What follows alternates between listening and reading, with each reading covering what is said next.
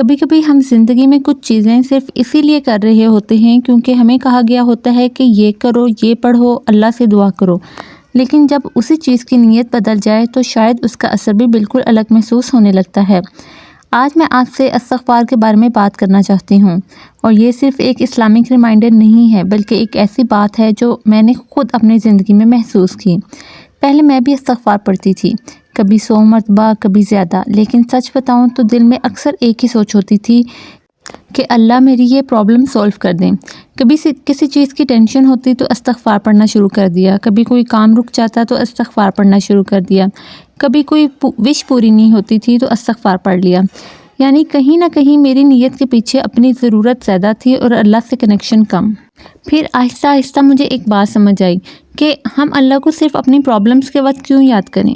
اللہ تو اس وقت بھی ہمارے ساتھ ہوتے ہیں جب ہماری زندگی میں سب کچھ ٹھیک چل رہا ہوتا ہے۔ اور پھر میں نے استغفار پڑھنے کی اپنی نیت بدل دی۔ میں نے سوچا کہ میں استغفار صرف اس لیے نہیں پڑھوں گی کہ مجھے کچھ چاہیے، میں استغفار اس لیے پڑھوں گی کیونکہ مجھے اپنے رب سے معافی مانگنی ہے، میں اپنی غلطیوں کو ایکسیپٹ کرنا چاہتی ہوں، میں اللہ کے قریب ہونا چاہتی ہوں، اور اگر اللہ میرے لیے کوئی مشکل آسان کر دیں تو وہ ان کا کرم ہے۔ بس یہاں سے میری سوچ بدلنا شروع ہوئی، اور شاید سب سے خوبصورت بات یہ تھی کہ مجھے اپنی زندگی میں ہر چیز ایک دم سے چینج ہوتی ہوئی نظر آئی۔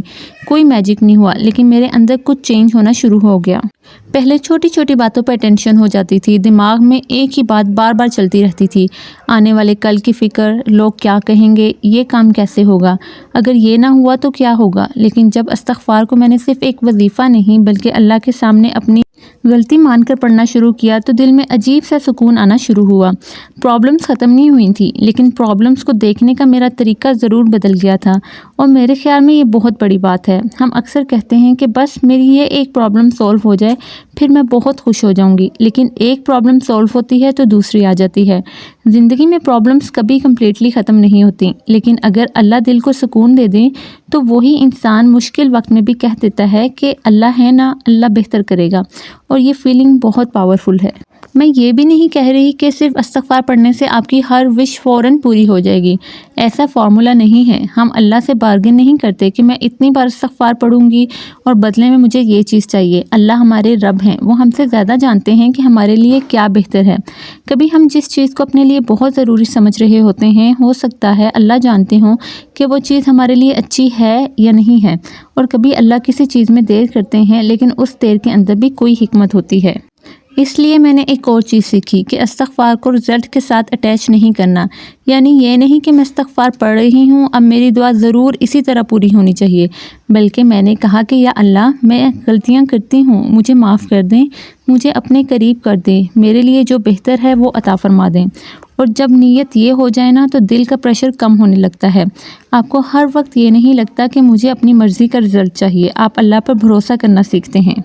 میری زندگی میں بھی بہت سی چیزیں ایسی ہوئی ہیں جہاں پہلے مجھے لگتا تھا کہ یہ کیسے ہوگا، لیکن بعد میں جب پیچھے مڑ کر دیکھا تو ریئلائز ہوا کہ جس وقت مجھے لگ رہا تھا کہ سب کچھ میرے خلاف جا رہا ہے، شاید اسی وقت اللہ میرے لیے کچھ اور ارینج کر رہے تھے۔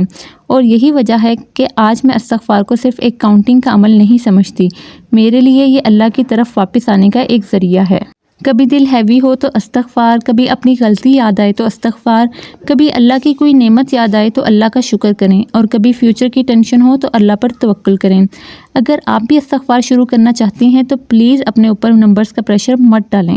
آپ جتنا آسانی سے پڑھ سکتی ہیں پڑھیں، لیکن جب پڑھیں تو ایک پل کے لیے رک کر اس کا مطلب بھی دل میں لائیں۔ استغفر اللہ ربی من کل ذنب و اتوب الیہ، یہ سمپلی دل سے کہہ دیں، یا اللہ مجھے معاف کر دیں، میں اپنی غلطیوں سے واپس آپ کی طرف آنا چاہتی ہوں۔ اور پھر اپنی دعا کریں، اپنی ضرورت بھی بتائیں، اپنا دکھ بھی اللہ کو بتائیں، لیکن ساتھ یہ بھی کہہ دیں کہ یا اللہ اگر یہ میرے حق میں بہتر ہے تو مجھے عطا فرما، اور اگر بہتر نہیں ہے تو میرے دل کو اس سے بہتر چیز پر راضی کر دیں۔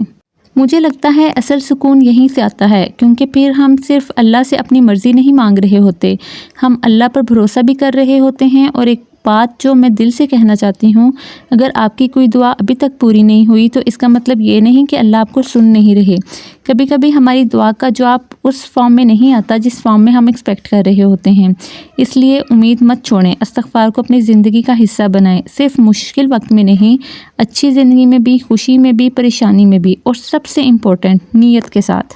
اگر آپ یہ ویڈیو دیکھ رہی ہیں اور آپ کی زندگی میں بھی کوئی ایسی پریشانی ہے جس کا حل آپ کو نظر نہیں آ رہا، تو آج سے ایک کام کریں، استغفار پڑھیں، لیکن صرف اپنی پرابلم سولو کروانے کے لیے نہیں، اپنے رب کے قریب ہونے کے لیے، اور پھر دیکھیں ہو سکتا ہے اللہ آپ کی سچویشن کو بدلنے سے پہلے آپ کا دل بدل دیں۔ اور کبھی کبھی دل کا بدل جانا ہی زندگی کے بدل جانے کی شروعات ہوتی ہے۔ اللہ ہم سب کی غلطیاں معاف کریں، ہماری پریشانیاں دور کریں، ہمارے دل کو سکون دیں اور ہمیں اپنے قریب کر دیں، آمین۔ اگر آپ بھی استغفار پڑھتی ہیں تو کامنٹس میں صرف الحمدللہ لکھیں۔ شاید آپ کا ایک چھوٹا سا کامنٹ کسی اور پریشان انسان کو بھی اللہ کی طرف واپس آنے کا حوصلہ دے دے۔ ملتے ہیں نیکسٹ ویڈیو میں۔ اللہ حافظ۔